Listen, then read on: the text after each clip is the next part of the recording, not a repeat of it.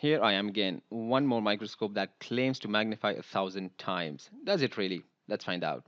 If gadget reviews, DIY projects, and life hacks are your thing, then consider subscribing to my booth and turn on the bell notification so you don't miss out on any of the action.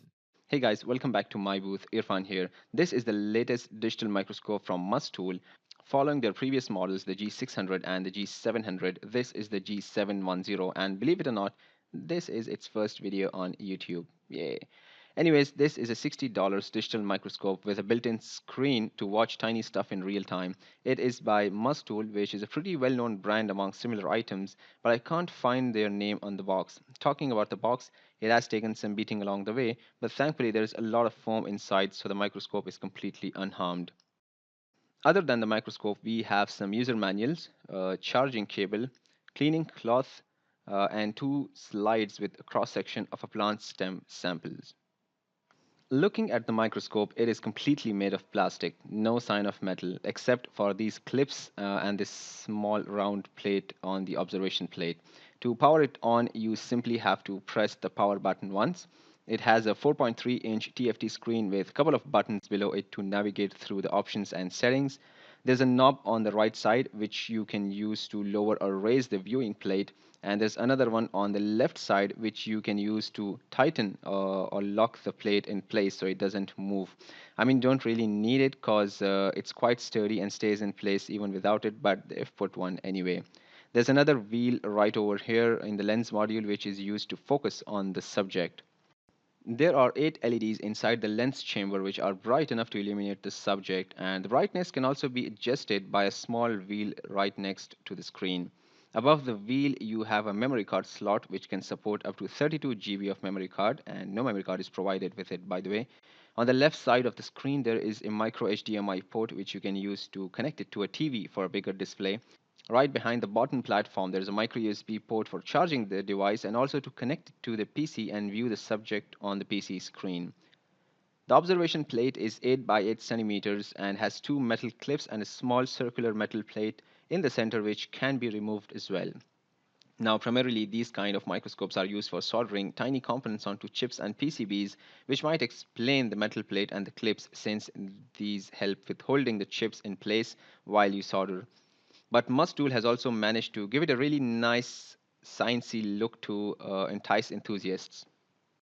With their previous model, the G700, there was a major flaw when it came to soldering, and that was the clearance between the lens and the plate, which made it extremely difficult to solder and for the iron to go in between. Which is why I think they quickly came up with a newer model, and this one has plenty of space.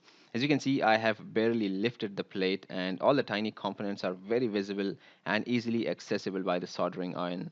Under the lens is an Arduino Uno, which does not really require soldering, but it has some really tiny parts which I could focus on under the scope just to show you. Now I'm going to try some soldering. Now, even though this can be easily done without the scope, but I didn't really have any other chips lying around, nor am I that good at it. I'm just going to desolder this big orange looking pillow thingy.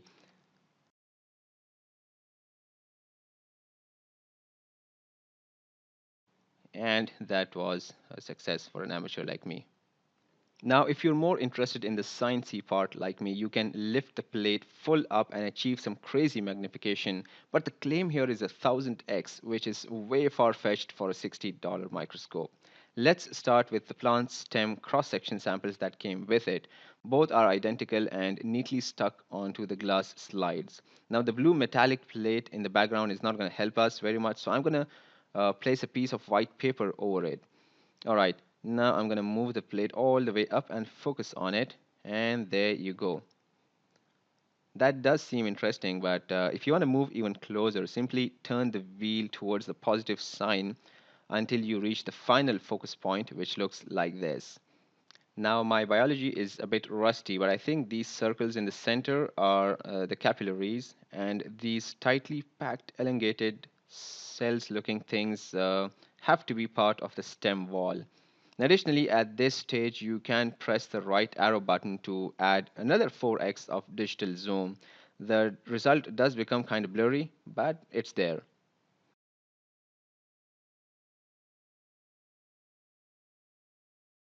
One interesting thing is that it is not just for viewing. There's a button here with a camera sign. You can press it once to take a picture or press it for a second to start recording a video, which is good if you plan to keep a record of your observations. Now let's go quickly through the settings and then I'm going to show you a couple of things under the scope to get a better perspective before concluding the video. Now you press the three-line button to enter camera settings. You can manage the resolution, quality, sharpness, white balance, and exposure from here. If you press the power button, you enter the microscope settings from where you can change the language. It has about 10 languages, including English, French, Spanish, Chinese, Italian, Russian, etc. Other than that, you can manage the LCD brightness, date and time, screensaver, power frequency, format the card or device, and check the firmware version. And at any time, you can access your recorded videos and pictures by pressing the power button from the home screen. I've lined up a bunch of items and I'm going to start with sand. Now, before I start, let me tell you that you can achieve different levels of magnification by lifting the plate to different heights and then using the focus wheel to sharpen it at that height. I'm going to be viewing all the samples at the two maximum magnifications when the plate is fully raised. Here is the sand.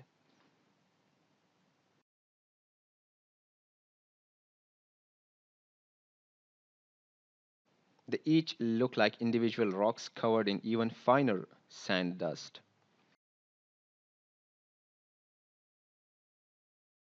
Next is hair.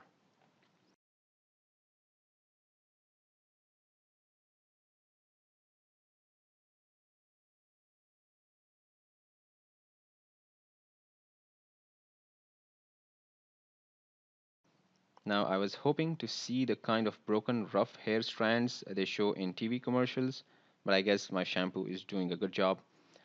Here is a mosquito I stunned earlier and then trapped it in a tissue paper. It died of natural causes. I got it in quite good shape. Now, the image sensor is a CMOS 2 megapixel. Maximum image resolution is 2400 by 1350 pixels, and maximum video resolution is 1920 by 1080p at 30 frames per second. Actually, 30 frames per second is what the manual says. When I checked it on my PC, it only says 15 frames per second. Look at that proboscis. This is what it inserts into your skin to draw out blood. Next to it, you have two antennae, which has dozens of hair, which I never knew existed. Here is a currency note.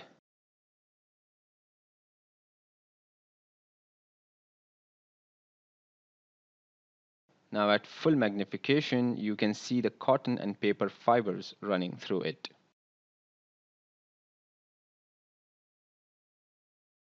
Next is a phone screen, iPhone 6 to be more specific. Now I'm going to close in on this mini app icon inside the folder.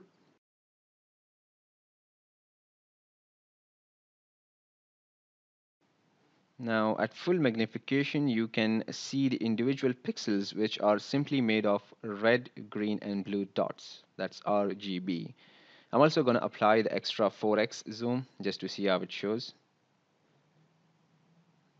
Not bad. Not bad at all. Here is a leaf, actually the backside of a leaf along with a small broken stalk. You can operate the microscope by either connecting it to power through the micro USB cable provided or charging it for about 3 to 4 hours. It can run for about 2 hours on a full charge, which really bumps up the portability factor.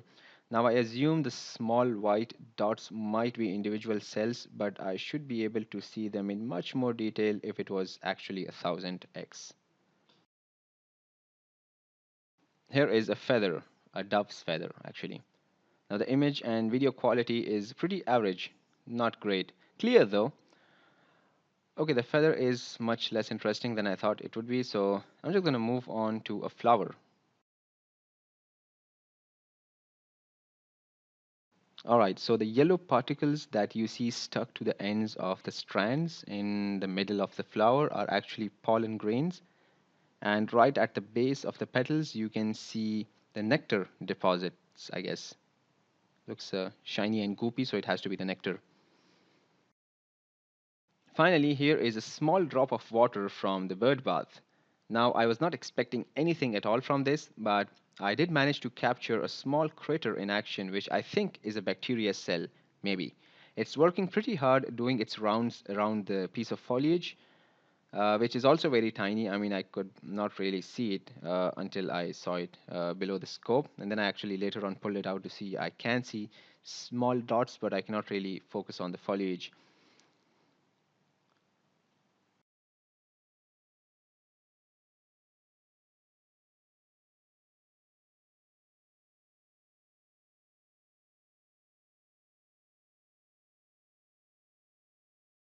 And then near the edge of the drop, there is another one swimming around pretty peacefully.